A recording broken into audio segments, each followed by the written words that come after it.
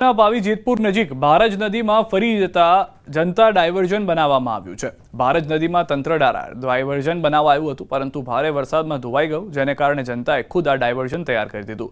ભારજ નદી ખાતે વર્ષો જૂનો બ્રિજ ધરાશાયી થતા તંત્ર દ્વારા અંદાજે 6 કરોડના ખર્ચે બનાવવામાં આવેલા ડાયવર્ઝન ધોવાતા વાહન ચાલકો મુશ્કેલીમાં મુકાયા હતા, જે બાદ ફરી જનતાએ સ્વખર્ચે ડાયવર્ઝન બનાવતા વાહન ચાલકોમાં ખુશી ફેલાઈ છે।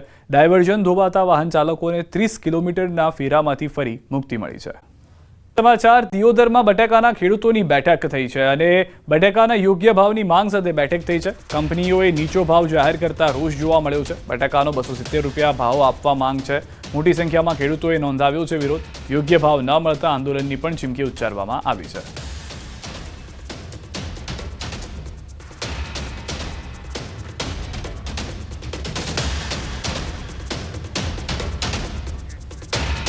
નગરમાં હુડાના ડ્રાફ્ટ પ્લાનને લઈને ઉગ્ર વિરોધ જોવા મળ્યો છે। હુડામાં સમાવિષ્ટ થતા 11 ગામના ખેડૂતો તેમજ મિલકત ધારકોએ 5000થી વધુ લેખિત વાંધા અરજીઓ રજૂ કરી છે। હુડામાં સમાવિષ્ટ થતા 11 ગામની કુલ 19000 એકર જમીન પૈકી 40% જમીન કપાતમાં જાય છે, ત્યારે ખેડૂતોની 25% જમીન રોડ, શાળા, આરોગ્ય અને ફાયરની સુવિધા માટે વાપરવામાં આવશે, જ્યારે બાકી રહેલી 15% જમીનની અર્બન ડેવલપમેન્ટ ઓથોરિટી દ્વારા જાહેર હરાજી કરાશે અને તેમાંથી મળનાર રકમથી વિકાસના કામો કરવામાં આવશે, જેને લઈ ખેડૂતો દ્વારા વિરોધ દર્શાવવામાં આવી રહ્યો છે। જો આગામી સમયમાં હુડા હટાવવામાં નહીં આવે તો ઉગ્ર આંદોલન કરવા માટેની પણ ખેડૂતોએ તૈયારી દર્શાવી છે। 40% અમારી જમીન કાપવાની છે એવો એમનો મનમાં ભાવ પડેલો છે। ક્રૂર ભાવ કહેવાયો અને એ 40%માંની 25%માં વિકાસ કરવો છે અને 15% વેચીની ના પૈસા ઉપજાઈને રોડ કરવાના છે। સરકારમાંથી 6 લાઈન રોડ કરવાના હોય એવું દેખાતું નથી। અમારે તો હુડા જોયા ના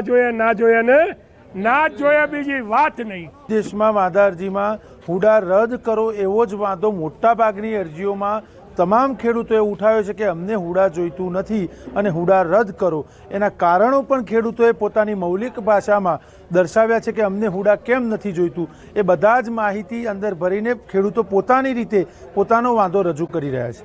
ચંડોળા તળાવ પાસે ગેરકાયદે દબાણના કેસમાં હાઈકોર્ટે આરોપીને રાહત આપી। હાઈકોર્ટે આરોપી લલ્લુ બિહારીના શરતી જામીન મંજૂર કર્યા। આરોપી પર સરકારી જમીન પર ગેરકાયદે દબાણ કરી ભાડું વસૂલવાનો આરોપ લગાવ્યો છે।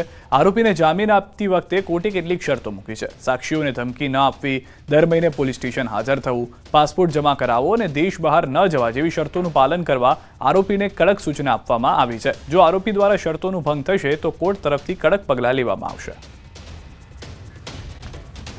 જિલ્લા ભાજપના પૂર્વ પ્રમુખે જાહેરમાં માફી માંગી। એટલા માટે માફી માંગી કે સત્તા મેળવવા અગાઉ ખોટું બોલ્યા હતા। જાહેર મંચ પરથી પૃથ્વીરાજ પટેલે માફી માંગી, જેઓ ખુલ્લીને સ્વીકારી રહ્યા છે કે સત્તા મેળવવા તેઓએ જુઠ્ઠાણા ફેલાવ્યા હતા અને હવે જ્યારે તેમને રહીને ભાન થયું તો તેઓ માફી માંગી રહ્યા છે।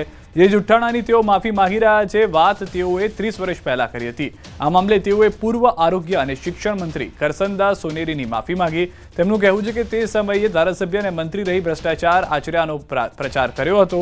કોંગ્રેસના એક સમયના દિગ્ગજ નેતાના પગે પડીને તેઓએ જાહેરમાં માફી માંગી। સાબરકાંઠાની એક શાળામાં સન્માન સમારોહ હતો, જેમાં પૃથ્વીરાજ પટેલે માફી માંગી। વિધાનસભા તરીકે તેઓ ઉપસ્થિત રહી અને કેટલાય મુદ્દાઓ આરોગ્ય મંત્રી, શિક્ષણ મંત્રી ઘણા કામો કર્યા છે અને ખૂબ મોટો ભ્રષ્ટાચાર કરી અને ગોવામાં હોટલ બનાવી છે એવું ખોટું બોલતો હતો। શું કરવા? પાર્ટીને સત્તા ઉપર લાવવા માટે। પણ અશોકભાઈ તો આજે પણ એવા છે। સાહેબે રાજકારણમાં કશું ભેગું નથી કર્યું, એટલે મને આનંદ થાય છે કે આજે હું ભલે ગમે તે હું 71 વર્ષે પહોંચ્યો છું અને પણ સાહેબનું પણ 25 વર્ષનું જાહેર જીવન એ ઘણું સુંદર રહ્યું છે। બાદ એમએલએ ચૈતર વસાવા નર્મદા જિલ્લા સેવા સદન ખાતે ગુજરાત પેટર્નની આયોજન બેઠકમાં હાજર રહ્યા। જ્યાં બેઠક શરૂ થાય તે પહેલા ધારાસભ્ય ચૈતરે બેઠકમાં સીસીટીવી કેમેરા ગોઠવવા કે લાઈવ રેકોર્ડિંગની વાત કરી। તેમણે કહ્યું કે કેમેરા હશે તો હું બેઠકમાં રહીશ, સાથે ટેબલ પર કાચના ગ્લાસ પણ હટાવી દેવાની વાત કરી। તેમણે કહ્યું કે પછી મારી પર આક્ષેપો થાય છે અને ફરી જેલવાસ થાય છે। જેલમાં રહીશ તો પ્રજાના કામ કોણ કરશે તેવું પણ તેમણે કહ્યું।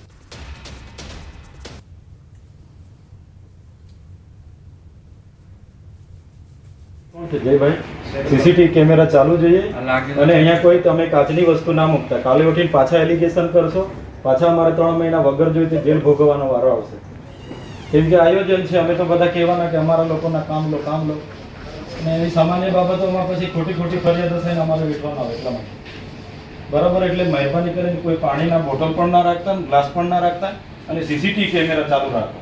નહીં તો સીસીટીવી કેમેરા અહીંયા ના હોય તો મીડિયા મિત્રોને આપણે અહીંયા તો તમામ લાઈવ ઉતારવાનું પરવાનગી આપણે અપાવી. સામે ભગવા સેનાની ફરિયાદ. કપડા પર કૃષ્ણ કંડારતા થયો હતો વિવાદ. દેવાંગ પટેલે પણ ન શોભે તેવો ઉલ્લેખ કર્યો હતો. ભગવા સેનાના રાષ્ટ્રીય અધ્યક્ષનું નિવેદન, ગરબો કરો પરંતુ અન્ય પ્રચાર કરો તે નહીં ચાલે. કિંજલ દવે ભગવાનની માફી માંગે. જે શ્રીનાથજી બાવાના બેક સાઈડમાં જે એમના ચિત્ર બનાવ્યા હતા અને આપને પોતાને ખબર હશે કે ભગવાન ક્યાં શોભે અને ક્યાં ન શોભે. એ એક આપણે નારી શક્તિ છે, એટલે આપણને ધ્યાન હોવું જોઈએ કે આપણા વસ્ત્રો ઉપર જે બી ચિત્ર છે એનું મહત્ત્વ શું છે. ચિત્ર નથી, આ સાક્ષાત્કાર શ્રીનાથજી બાવા છે. એમનું એક અપમાન થયું. શું થયું? પણ મને અરજી કરવી પડી આપના વિષયને લઈને, પણ હજી સુધી 2 દિવસથી તમને બી આ વિષય ખબર પડી ગઈ હશે, પણ તમે હજી સુધી અમારી માફી નથી, ધર્મની માફી બી નથી કહેતો, પણ શ્રીનાથજી બાવાની માફી તો માંગો. અથડામણનો મામલો. પોલીસે આરોપીઓનું સરઘસ કાઢ્યું. સરઘસ સમયે લાગ્યા જય શ્રી રામના નારા. હર હર મહાદેવના પણ નારા લાગ્યા હતા. પોલીસે કુલ 66 લોકોની કરી છે અટકાયત. હાલમાં જે જાણકારી મળી રહી છે તે પ્રમાણે દહેગામના બહિયલ ગામમાં જૂથ અથડામણ જે થઈ હતી તેમાં આરોપીઓને ઓળખવામાં આવ્યા, તેઓનું સરઘસ કાઢવામાં આવ્યું.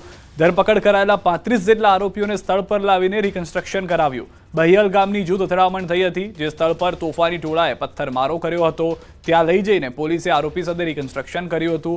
અનેક લોકો એ જ વાત કહી રહ્યા છે કે આ કોઈ સમાજના કે કોઈ એક ધર્મના લોકો નથી, આ એ અસામાજિક તત્વો છે કે જે બંને ધર્મ વચ્ચે, બંને જૂથના લોકો વચ્ચે અશાંતિ ફેલાવવાનો પ્રયાસ કરી રહ્યા હતા, જેના જ કારણે અનેક લોકો સમર્થનમાં પણ આવ્યા અને કહ્યું કે પોલીસે જે કાર્યવાહી કરી છે તે સરાહનીય કાર્યવાહી છે કે જેનાથી આ ગામની અંદર, આ વિસ્તારની અંદર બે જૂથ આમને સામને ન થાય. કેટલાક અસામાજિક તત્વો શાંતિ દોહળવાનો પ્રયાસ કરતા હતા, કેટલાક એવા લોકો કે જે ધર્મના નામે આ રાજનીતિ કરવા માંગતા હતા, જે ધર્મના નામે અન્ય લોકોને નુકસાન પહોંચાડવા માંગતા હતા, એ તમામ લોકોની સરભરા કરી છે. દ્રશ્યોમાં આપ જોઈ રહ્યા છો, આખી વેન ભરીને આરોપીઓને લાવવામાં આવ્યા. તમામ લોકોની ચાલ પરથી જ ખ્યાલ આવી રહ્યો છે કે કઈ રીતની પોલીસ તરફથી પણ સર્વિસ કરવામાં આવી હશે તેઓની, કારણ કે જે રીતની તેઓની હરકત હતી, જે રીતે લોકોને નુકસાન પહોંચાડવામાં આવ્યું હતું, તેને લઈને પણ પોલીસની કડક કાર્યવાહી જોવા મળી રહી છે. વધુ માહિતી ન્યૂઝ 18 સંવાદદાતા ગૌતમ પાસેથી મેળવીશું. ગૌતમ, જે સમગ્ર ઘટના ઘટી છે, પોલીસે તપાસ શરૂ કરી, વધુ શું જાણકારી છે? રિકન્સ્ટ્રક્શન પણ કરવામાં આવ્યું ઘટના સ્થળે? બિલકુલ, ગઈકાલે દહેગામના બહિયલ ગામની અંદર જૂથ અથડામણ જે છે તે સામે આવી હતી, તેને લઈને પોલીસ જે છે તે એક્શનમાં આવી હતી.